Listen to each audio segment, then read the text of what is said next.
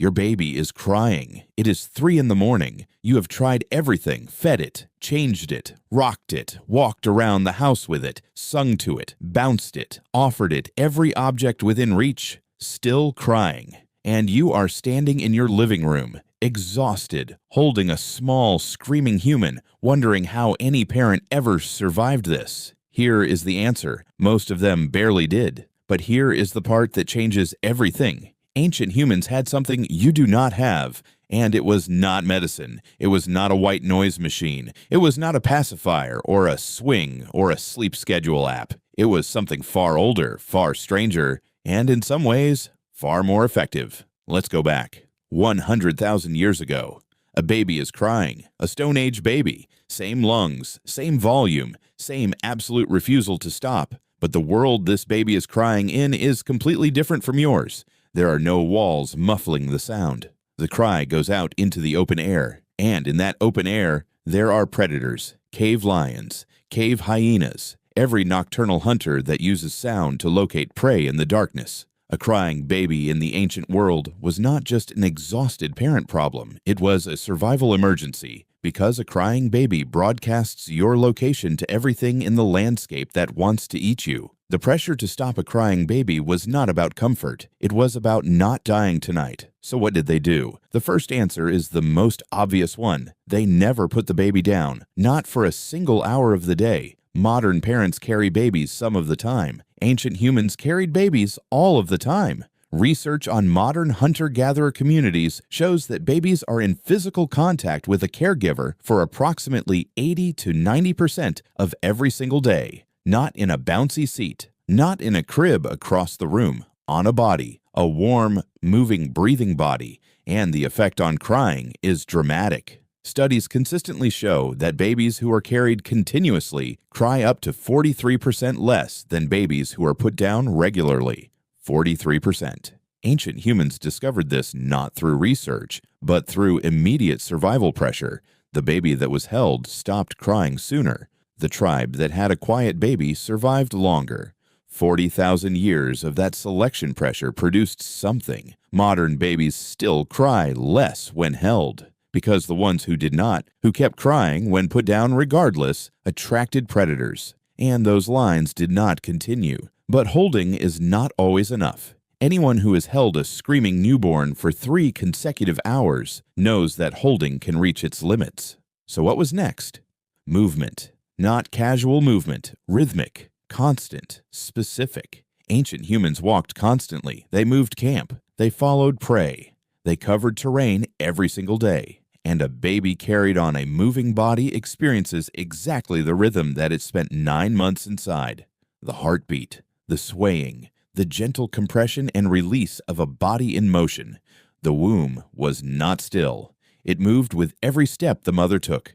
A baby placed flat and motionless in a quiet room is experiencing something completely alien to everything its nervous system was calibrated for. A baby on a moving body is experiencing exactly what it expects. Ancient humans could not have explained this in neurological terms, but they knew it worked. Because the baby stopped crying. What about when movement was not enough? What about the deepest hours of night when the whole camp needed to sleep and one baby refused? This is where ancient communities did something that modern Western culture has almost entirely abandoned. They shared the problem, not just the mother, not just the father, the whole tribe. Anthropologists studying modern hunter-gatherer communities have documented something they call alloparenting, the practice of non-parent tribe members actively participating in infant care. Grandmothers, aunts, older siblings, other mothers, young women learning by doing. In these communities, a crying baby at night is not one exhausted parent's problem. It is passed from person to person, each one trying something different, each one providing a fresh pair of arms, a different heartbeat, a different smell, a different rhythm.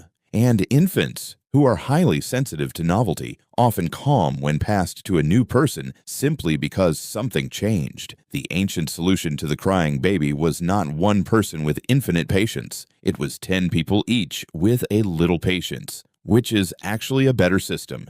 And then there was sound, not silence. The assumption that babies need quiet is a very modern and very wrong idea. The womb is loud, blood rushing, stomach gurgling, the muffled constant noise of a body going about its business at close range, around 80 to 85 decibels. That is roughly the volume of a vacuum cleaner. Ancient babies did not grow in silence. They grew in noise, and the sounds of an ancient camp, low voices, crackling fire, wind through trees, were much closer to the womb's soundscape than a silent modern bedroom. Ancient mothers hummed. They sang. They clicked and shushed in ways that no written record preserved, but that every culture on every continent independently invented, because it worked. The sound was familiar. The silence was not. And when everything else failed, there was nursing. Not just for nutrition. Ancient mothers nursed far more frequently than modern recommendations suggest. Hunter-gatherer data shows nursing every 13 to 15 minutes on average, through the night as well as the day. Not because the baby was always hungry, because nursing releases oxytocin in the baby, because the sucking reflex is deeply calming, because the warmth and smell of the mother is the most potent environmental comfort signal the infant nervous system has. The breast was not just food, it was the original pacifier. The ancient solution to a crying baby was, in almost every case, more contact, more warmth, more presence, not less. So here is the full picture. When an ancient baby would not stop crying, the tribe held it constantly, kept it moving, passed it between caregivers, surrounded it with familiar sounds, and nursed it through the night. They had no formula, no white noise machine,